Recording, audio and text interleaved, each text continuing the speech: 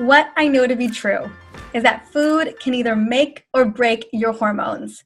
And I'm talking about your menstrual cycle, your energy levels, even your thyroid function, as I learned when I was diagnosed with low thyroid function 2 years ago. And for some of us, food has become a way to soothe our stress, our worry, our anxiety, especially in these last 4 to 5 months. And I know that some of those foods have become very comfort-driven foods.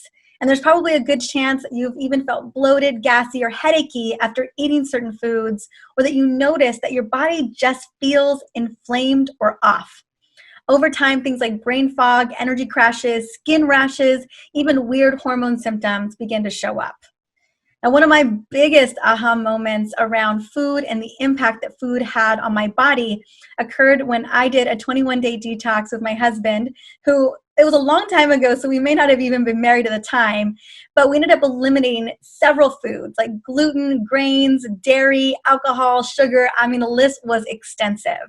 And the reason why we got rid of all these foods was because potentially they were causing inflammation and irritation in the body.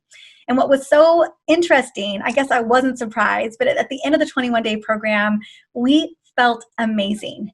But we also noticed that during the program, things were shifting for us. One, our energy levels increased. We found ourselves not craving the foods that we used to crave. I call that like the ultimate food freedom, where all of a sudden you don't have those little addictions or those cravings that you have for those foods that you used to. Our mental clarity cleared up. Our mood stabilized. I mean, you could just tell so many things have shifted in us.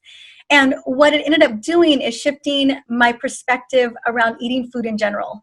For the first time, I felt major shifts in my hormones, my energy, my focus. And it was obvious right in that moment that food was not only fuel, but food was information. And then every day we're making choices with our fork and informing our bodies about what is going on. And sometimes that information causes inflammation, causes gut issues, causes us to get headaches. And other days, the food, depending on what we're eating, really helps us to thrive and helps us to function throughout the day.